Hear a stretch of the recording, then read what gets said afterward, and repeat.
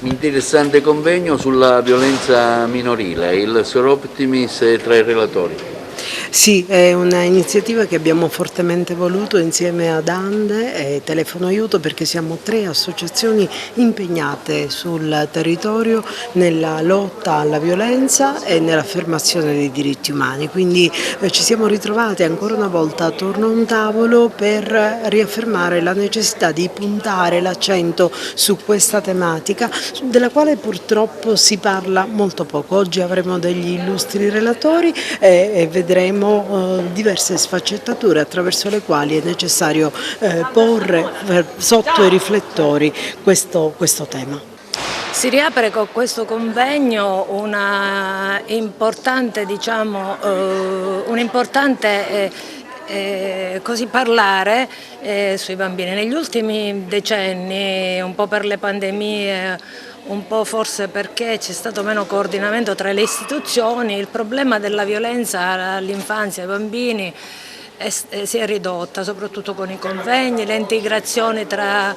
le istituzioni, tribunali per i minorenni, servizi di psicologia, di neuropsichiatria infantile,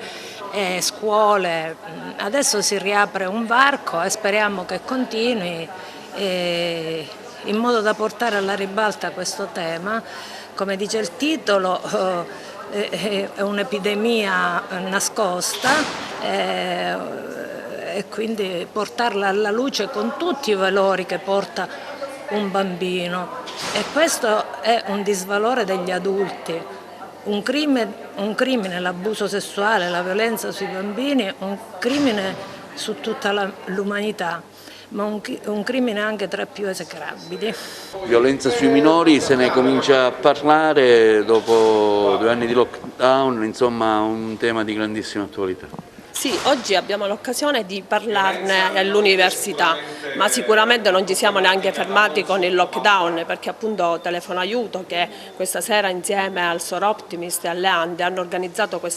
assieme all'università questo pomeriggio di incontro, di dibattito, sicuramente non ci siamo fermati. Tutte le volte che una donna viene a Telefono Aiuto a raccontare la sua triste storia, sicuramente noi pensiamo e il nostro pensiero è rivolto al figlio o alla figlia. Quindi a quei bambini, a quegli occhi di bambini che spesso vedono ma non reagiscono o non possono reagire alle violenze che vedono all'interno della famiglia, ebbene questa sera noi ne parleremo, perché i bambini sono vittime spesso di una violenza che non si vede, ma che abbiamo bisogno tutti di imparare a riconoscere questa violenza.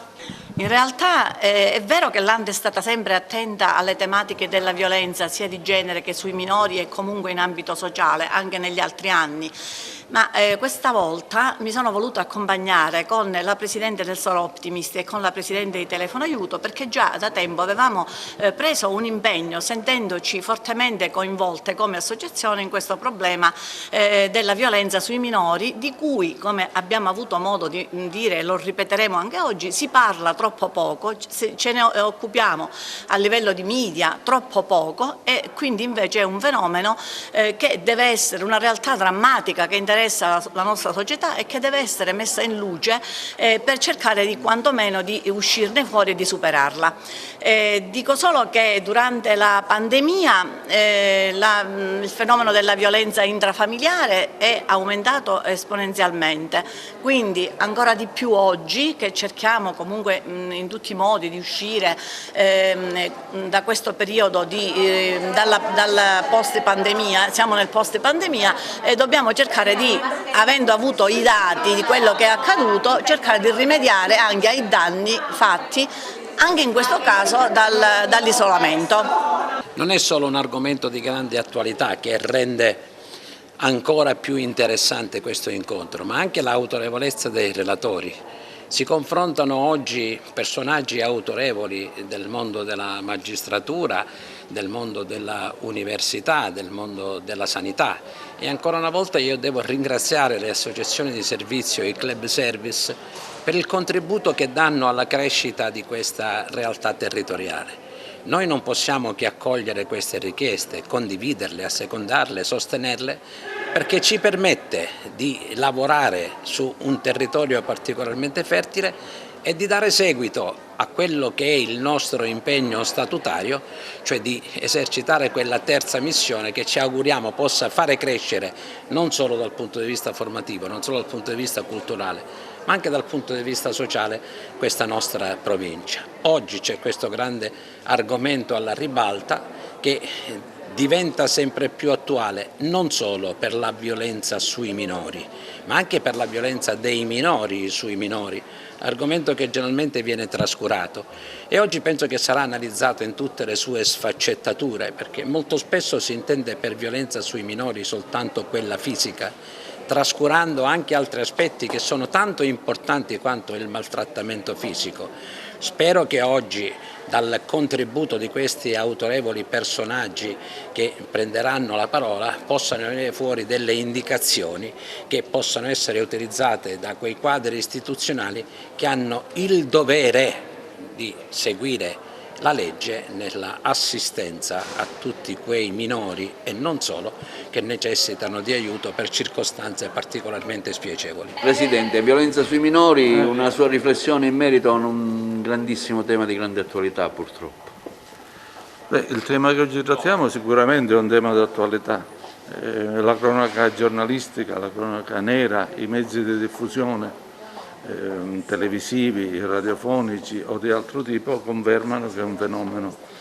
non solo di dimensione notevole, ma è un fenomeno che va aumentando di giorno in giorno e coinvolge sia come vittime sia come autore di queste condotte purtroppo i minori. Quindi cosa si impone? Si impone innanzitutto una riflessione sul fenomeno stesso. Che cos'è la violenza sui minori? Come si manifesta e come si può combattere. Secondariamente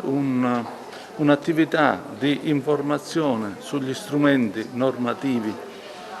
previsti dal Codice Penale, previsti dalla legge amministrativa, dalla legge di pubblica sicurezza e poi un'informazione sulle norme esistenti sia in materia di prevenzione sia in materia di repressione. Allora assumono particolare rilievo i centri antiviolenza che man mano sono sorti nel territorio, perché essi possono essere veicoli